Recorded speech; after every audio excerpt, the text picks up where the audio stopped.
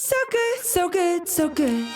New spring arrivals are at Nordstrom Rack stores now. Get ready to save big with up to 60% off Rag & Bone, Marc Jacobs, Free People, and more. How did I not know Rack has Adidas? Because there's always something new. Join the Nordy Club to unlock exclusive discounts, shop new arrivals first, and more. Plus, buy online and pick up at your favorite Rack store for free. Great brands, great prices. That's why you Rack. Despite the war in Iran and its economic consequences preoccupying London, Brussels and all of the European capitals, a lot of work is going on behind the scenes to strike a closer relationship between the UK and the European Union. Nearly a decade after Britain voted to leave the bloc, Keir Starmer has tasked his ministers with negotiating a post-Brexit reset, the aim to bring areas of the British economy into closer alignment with the EU, with the hope to bring down prices and cut red tape. But given Europeans' preoccupations and a still grumpy mood with post-Brexit blighty 10 years on, how's it really going? I'm Anne McElvoy, and my guest this week on EU Confidential sits at the heart of Starmer's government, here in the Cabinet Office in Whitehall. Nick Thomas-Symonds is one of the Prime Minister's closest allies around the cabinet table, and he's been notching up the hours on the Eurostar back and forth to Brussels in an attempt to strike a deal by the summer. He's got his work cut out, agreeing a youth mobility scheme and alignment in key sectors of the economy has been a far from smooth process. Some doubt on both sides of the channel it's going anywhere at all. Nick Thomas-Symonds, welcome to this EU Confidential interview. Delighted to join you, Anne. Let's turn to Britain's reconnection with the EU, which is the meat and drink of a lot of your job in the last months. And since you were in post, I know you're frequently in Brussels for talks with your EU counterpart, Maroš Šefčovič. How much progress are you making? And when is the government planning to name the sectors where it wants to align in the single market? So first of all, I think we've made very significant progress. The relationship between the UK and the EU is in a very different place from where it has been, frankly, under previous governments. And you can see that, not just, you think, the security and defence partnership that we signed last year. You can see it in terms of the reaccession to Erasmus+, which can give opportunities to tens of thousands of people here in Britain. But also the agreement Maroš Šefčovič and I came to just before Christmas, not just to open negotiations on electricity trading, to try to bear down on bills and provide that energy security that is so important. And I think we've seen in the events in the Strait of Hormuz how even more important that is. But also the completion of the negotiations on, firstly, the food and drink agreement to try to bear down on the cost of food, the emissions trading system linkage, which is going to mean that carbon taxes that might have been levied on businesses won't be, but also the youth experience scheme that I'm very excited about. I think we're a bit unclear on what we're likely to achieve by when. I mean, we've heard, for instance, that the end of April is a possible time ahead of a summit in June or July to actually name concrete sectors. And this is what business wants to know. Can you give us a bit of clarity? So first of all, on the timetable, on the food and drink agreement, I've said I want to get the piece of legislation through Parliament by the end of the year and implement it so businesses are benefiting in the middle of next year. So there's the timetable that exists on that. However, on the wider issue of single market alignment, what we will be doing is looking pragmatically, as I have throughout, I've called it ruthless pragmatism, at different sectors to see where are those sectors where we are de facto aligning anyway. And it is already happening because businesses want to sell into that giant market that is on our doorstep. But secondly, where is it in our economic interest to do so? And we do that, and not on the basis of ideology. We do it very much on the basis of what is in our national interest and particularly our economic interest. And that's the process that we're going through. So I was trying to get data out of you, and I still feel that it's a long walk for a short drink.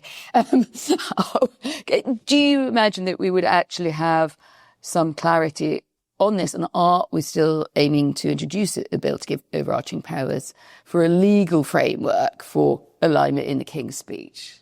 So the bill that we are going to introduce, which, yes, will introduce that mechanism of alignment, I would expect it on that sort of timetable and then to be completed by the end of 2026, so completed its parliamentary passage by then. But to be clear, you are expecting to have it in the King's Speech? Which is coming up in next month. Next month.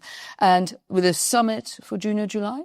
We've not announced the date of the summit. We hope to be able to do it. This would be a really good chance to do so. To do it shortly, and I'm sure your podcast will be an excellent place to do it. But let me just say this as well, because alignment with EU rules and regulations, that's not some sort of dirty term or dirty word. We are doing that because we want to reduce barriers businesses are facing. Take something like export health certificates, where businesses have had to purchase over 1 million of these in recent years. Some of them that I've been out visiting businesses, I've actually seen these. I've been given one of these certificates, costs you up to £200, 20 odd pages in length with 56 wet stamps on it. Now that is the kind of red tape we need to be sweeping away from businesses. In order to do that, right, to get this reset, I think everybody is aware of the problem. So, it's not important. I mean that, yes, we know you've got the job having to negotiate in quite difficult circumstances, frankly, also within Europe for a lot of countries saying, oh, why should we help Britain, etc. Now, is it the case that this entire reset, which, as you seem to confirm, is to be finalised by this summer, ideally June or July, maybe by the end of the interview, you might tell us which, hangs on the outcome of this dispute about the youth mobility scheme and how that goes ahead. So, can you explain that linkage to the listeners a bit?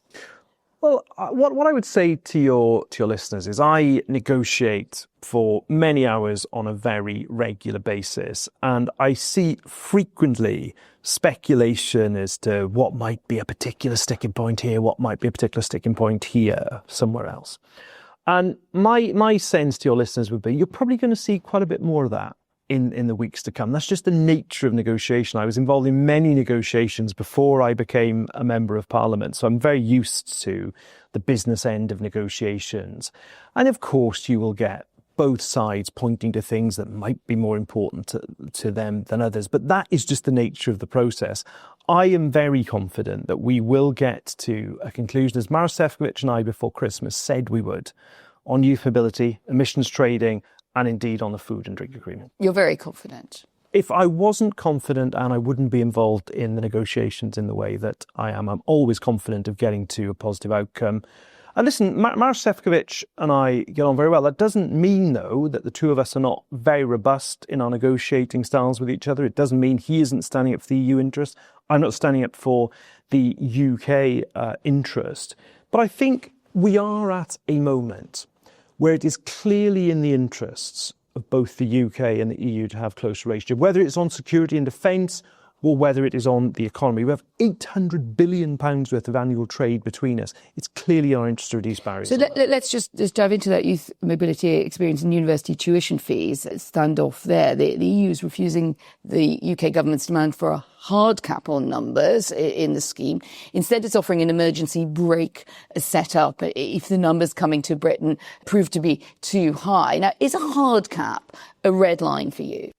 So the position on this is what is already set out and agreed in the common understanding from last May. I'm not going too far into the speculation around different aspects of this, because I've always trod carefully not to end up in a running commentary, because I don't think it helps the negotiation. But the common understanding from last year did not have the tuition fees in it. And secondly, it was very clear about the need for a limit, and that is the basis upon which we are negotiating. But then it's odd, isn't it, that this should have been put onto, it doesn't sound like it's progressing that well. If tuition fees, which we know to be, is a really difficult one, given that we have UK tuition fees around 9,500 a year, tuition fees are lower or indeed non-existent in many of the member states in the EU. Now, as you've confirmed, if it wasn't in the common understanding, that must be quite frustrating to have it put on the table at this point. Not at all, in the sense that I expect a range of issues to be raised both around this negotiation and in the debate we have on it over the next few months. I think that's just the nature of it. I mean, some of the speculation and other points I read are not indicative of how well we've been progressing, because I actually think we're progressing extremely well. But will you refuse to move forward on the basis of the emergency brake for the youth mobility experience as opposed to what the British government has always said it wants a hard cap on numbers? I mean, come on, you can't fudge that. It is one or the other. Well, you certainly can't fudge the final agreement. You're absolutely right about that. And nor would I seek to. I'll have a clear agreement. I will go out and sell the benefits off to the British public. But I'm just not giving, because I don't think it assists the negotiation, to just give a running commentary on various proposals, that some of which appear in the press, some of which in the negotiating room. But can we just come back to this? But tell me what you're pushing for. I understand the running commentary line, although actually government sometimes does give it running commentary when it chooses. But what do you think is more important here? Right? Is it that you've got British universities up in arms saying if this foreign fee income is cut and not replaced, the sector would be left massively out of pocket? It's already under strain. Is that a price that you think, well, that's worth paying to get access in other areas, as you've described how important it is to get this reset for the broader UK economy? A properly funded university sector here in the UK is absolutely fundamental. It's a sector I know very well from my previous experience before I became a member of Parliament. So I'm very passionate about our university sector. I think it's a platinum standard university and indeed FE sector that is world leading. So it's no question of sacrificing one aspect of the economy in that way. So you understand the concerns of the universities, and that there's a sense here that the EU is playing hardball when it comes to putting that tuition fees on the table. It wasn't even on the table before. Anne McElvoy, you'll know, is the director of a good think tank called UK in a Changing Europe, says this perhaps shows the whole reset is more fragile than the government wants us to think. No, I think that I certainly play hardball in the negotiations. The Maros Lefkowitz plays hardball in the negotiations. That's just the nature of it. But I think we have to come back to first principles in terms of what we're trying to achieve, not just on security and defence, but on bearing down on energy and food prices, cutting red tape for businesses. And by the way, a youth experience scheme sitting alongside Erasmus, and it's quite right, obviously, to talk about the mechanics of it, of course, but that will deliver tens of thousands of opportunities for people here in Britain. I am looking forward to going out to making the case for all those things. And if Kemi Badenoch and Nigel Farage want to set their face against it and undo all of this, that's a debate I will relish. You and I both have a very strong interest in Germany. So one of the things there, I'm thinking of, you've got German students who are not paying tuition fees. If this goes ahead and the youth mobility experience includes a university experience, either, as things stand, they're looking at paying much higher fees. What's in it then for Germany for the demographics it cares about here is getting its young people? A lot of them are going to want to study. They don't all just want to come and work in a coffee bar. So what's in it for them? And isn't this part of the problem that at the moment we're not aligned really on what people would get out of this, unless you do offer some relief on the tuition? So my message is that I want young people, whether it's young people here in the UK or indeed young Europeans, to be able through this youth experience scheme, not just to study, but if they want to work or indeed if they want to travel. So I want it to be a flexible, broad scheme that is giving those opportunities. And that's the case I've been making. It sits alongside... Along with university participation, right? Study certainly should be part of it, and I've never not said that. It certainly should be. But it also sits alongside Erasmus+. And I think with Erasmus+, it is a very different scheme in the mid-2020s to the one perhaps people would have known it as 10, 15 years ago, when it was seen as much more a student exchange scheme. Of course, that is still part of it. But with Erasmus+, it's also about those who are doing apprenticeships who might wish to go and spend time abroad. It's about sports coaches who might want to do that, people who might want to do professional exchanges. Really important for our FE sector. And also, by the way, we're talking here, Anne, about opportunities for young people. Also includes adult learners as well. Let's not forget. Is this youth mobility scheme going to be in place after the beginning of this year, or the road to it? Are you confident about that? I have to say, as I go around Europe, I find less and less confidence that you will be able to deliver it. I have confidence, absolutely, that we are going to be on the road to delivering it. And I'm very confident that what Maros Lefkowitz and I promised in December, we will deliver. We'll be back in a few moments to talk more about progress on the UK-EU reset with my guest, Nick Thomas-Symonds, Minister for Europe. It's crunch time at work and you need to bring wings to your workday. Visit redbull.com/gettingitdone and answer a couple questions about your work style to get a Spotify customized playlist tuned to your productivity. Plus, score a can of Red Bull on us while you go from to-do to done. And remember, Red Bull gives you wings. Supplies are limited. Terms apply. Visit the website for more information. Isn't the bigger obstacle that you face here that there are fiercely protected interests of some key member states? So we saw the negotiations not bearing fruit over the defence fund, the so-called SAFE, that collapsed when France proposed a ceiling on the value of UK-produced military components. In the end, it ended up, I think it was Lord Ricketts who said in the House of Lords relevant committee, it was so off the scale that it suggested that some EU members didn't want the UK in the scheme, that, in a sense, we're trying a reconnection. Quite a lot of time on the other end, there isn't the same desire. One who kisses and one who turns the cheek. Well, we can still participate in the safe funded schemes up to 35%. But that just illustrated, first of all, that I will not advise and I will not sign up to things that are not value for money, and I've said that throughout. But that isn't to say that there isn't a deep and hugely important UK commitment to European defence, whether it's the 100-year agreement with Ukraine, the promise of £3 billion every year, the work the Prime Minister is doing on the Coalition of the Living, the Joint Expeditionary Force, the JEF, that we have in Eastern Europe. I've been out in recent years to Estonia to discuss just that. So Britain plays a leading role in European security. And with regard to the position going forward, the door is very much open, both in terms of... But there isn't another safe round coming up in any reasonable horizon, is there? Well, there's obviously the Ukraine loan scheme, which we're very open to discussions in with the European Union. But the door remains open, as the Prime Minister has said, on future safe rounds. But always we will apply a test of the national interest and value for money. Everything that you say sounds fine until one starts to come down to the money. I mean, you'll look at me across the table and say, yeah, tell me about it. But is the government prepared to make substantial financial contributions to gain access to crucial markets and sectors, chemicals, cosmetics, medical devices, automotive, which have this big cross-channel supply chains? Where are you expecting progress on this? So some business organisations saying, OK, the chemical deal is actually closest to being across the line. Can you just throw a bit of light on that? So in terms of financial cost, it's already the case. The previous government made a financial contribution in terms of its membership of Horizon, the research programme.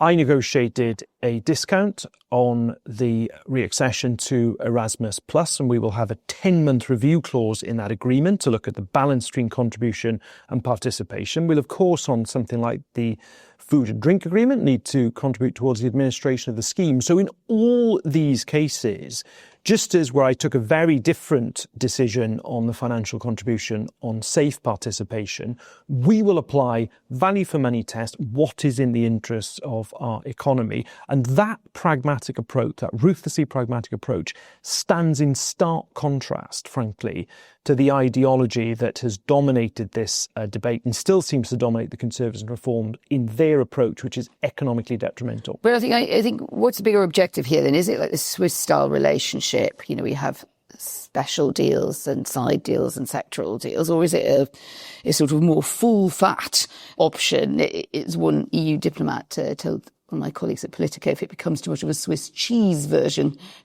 of something like EU membership, but with lots of holes in it from the UK perspective, well, people will just raise objections.